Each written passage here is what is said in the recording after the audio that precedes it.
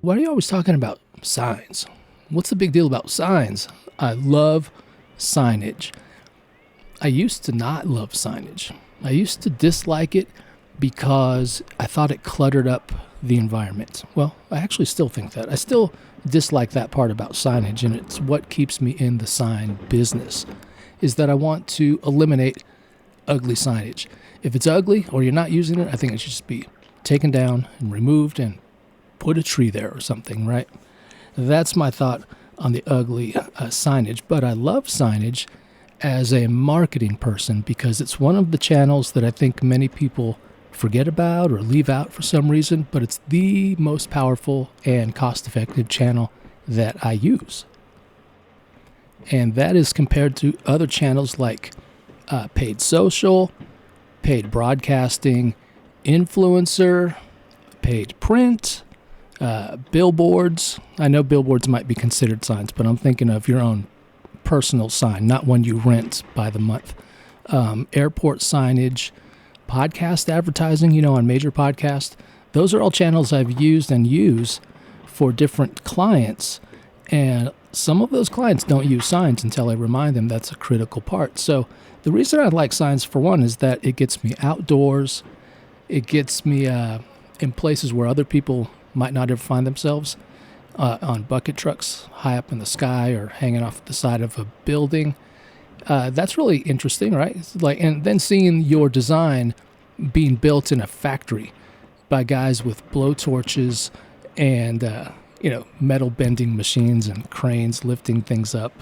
So that's really cool. I've always loved that about signs. But when you really get down to it, how I ultimately pitched it was the value. Like in marketing, we talk a lot, and a lot of advertising talk about CPM. It's just a generic term. I come to think of it as generic because it's whatever. I'm over it. It's cost per mille, which is an old European word meaning 1,000.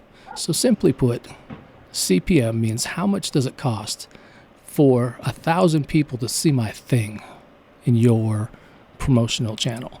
So is it, Facebook, how much does it cost for 1,000 people to see my ad, or on a sign, or whatever kind of channels you use, like I mentioned before. But with signage, it's so much better because you buy the sign once and you could park your vehicle or put the sign up on a main road, and thousands of people will see it a day, every day, for years. So the cost per mille, the CPM for a sign, is pretty amazing compared to all the others. Now, the catch here is you have to have a business that warrants a sign. On the flip side, that's why I like this business, because my clients are people who have businesses that are grown to the point where they need a sign. Now, I know there's mom and pop businesses that run out of their house, and that's fine. A lot of folks do. I work from home all the time. But my customers have a place where people go, whether it's just ours, cut out of vinyl on the door, or a gigantic pylon sign in the parking lot, or a huge logo way up on the side of a building. Those are the kind of customers I like to work with, because they're to the point where, we've made it. We need a sign on our building. And I enjoy getting mom and pops from here to there. And it's just kind of a sweet spot to work in. So that's why I'm always on talking about signs. Marketing's cool, but is your business ready for signs? If it is, you're in the right place, because we talk about signs all the time, whether it's vehicle lettering or car wraps or just the magnets like the realtors put on the side. Oh my God, those are so cheap compared to a month worth of Facebook ads, for example. And imagine how many people will keep seeing that, or especially like if you put a QR code on it. Put a QR code on the side of your work truck and see how many calls you get. You can literally put a phone number in the QR code. It doesn't even have to be a domain name or a URL. It could be a phone number, so that when people just drive by and click the sign on your vehicle. I love that, and it's so cost effective, and you can write it off on your taxes. And it's way more exciting than Facebook ads and things like that too. I'm not saying Facebook ads are bad. I'm just saying that they're not as effective as signage. And if you have a business that needs or has worked itself up to the point where it's ready for signage, yeah, you're going to start to learn real quick how much more effective signage is. It will warrant, or it should warrant, the rent you pay on your retail spot. So if you're paying extra just to have a spot, you better consider killer signage, because that's what the rent is going for on your spot. Otherwise, you just stay at home, right?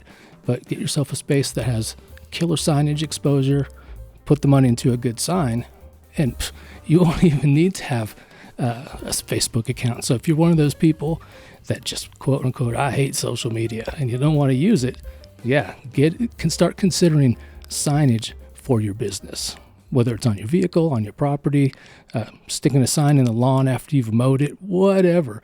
That's why I'm hot on signage.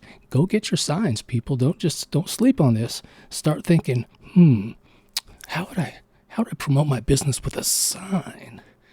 Well, the answer is, obviously, we could talk about on another episode, is you need a domain name. You need some kind of a website. You don't want a sign that points people to freaking Facebook or Instagram. That's those people's business. That's Mark Zuckerberg's business. You need a website that points to your business, and you can start chatting with your customers there. Anyway, that's a whole different story. But yeah, whenever you wonder why I'm talking about signs all the time, that's why. They work better, they're more cost effective, and they get me outdoors. And now back to the wall.